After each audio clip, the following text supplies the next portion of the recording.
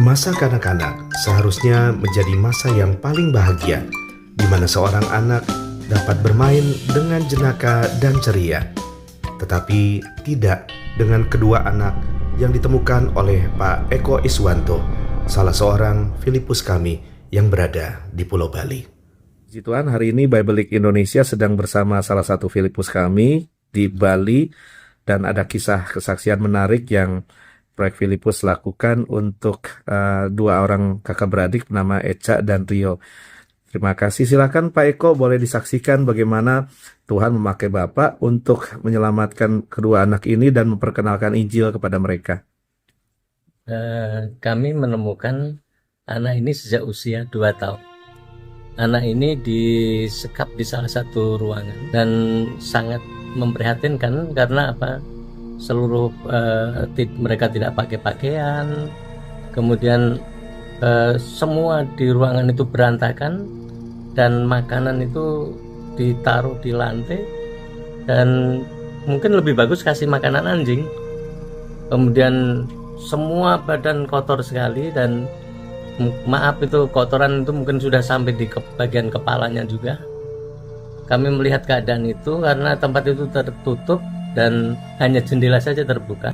Kami akhirnya mengambil anak itu dari jendela, dan setelah kami ambil dari jendela, anak itu kami bersihkan dan kami bawa pulang untuk menolong anak ini agar mereka tidak mengalami kekerasan di dalam kehidupannya. Karena saya berpikir tuh anak ini harusnya bahagia, Ya. Mereka harus menikmati bermain dengan anak-anak yang lain, tetapi justru dalam keadaan yang sangat menderita. Inilah yang akhirnya kami harus menolong supaya mereka bisa kita tuntun supaya hidupnya menjadi lebih baik. Jadi kami akhirnya membina anak ini dan kami ambil anak ini di rumah. Waktu itu orang tuanya mencari karena tidak ada di ruangan.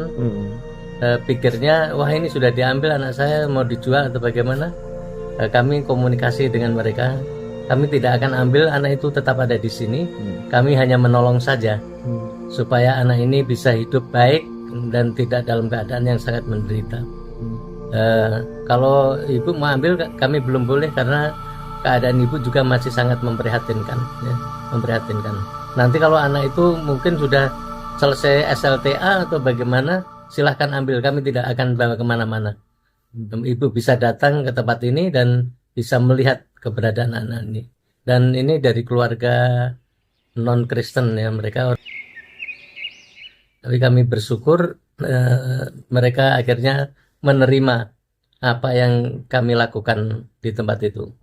Nah, dari kecil kami ajak mereka untuk mengenal pribadi Tuhan, ya. Tiap pagi kami ajak berdoa untuk baca Alkitab, ya. Kemudian akhirnya bertumbuh, dan kami sempat menantang mereka untuk terima Tuhan Yesus Kristus secara pribadi. Puji Tuhan, akhirnya walaupun masih kecil mereka bisa mengundang Tuhan Yesus Kristus secara pribadi. Kemudian kami bersyukur ketemu dengan Proyek Filipus, ya. Kami dipertegas lagi dan kami ada materi-materi khusus untuk anak-anak. Dan akhirnya kami mulai perkenalkan dari awal dari buku-buku itu.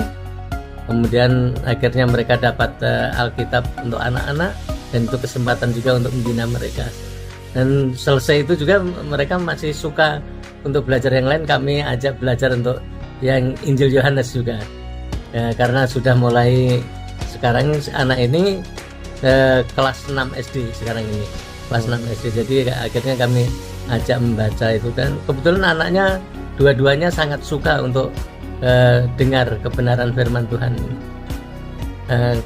Kami juga mendengar berita di sekolah, ditanya sama guru-gurunya, kamu orang Kristen atau orang Hindu? Saya orang Bali tapi Kristen, ya. Wah, Puji Tuhan, ya. Saya senang kalau saya tanya, kamu punya cita-cita mau jadi apa?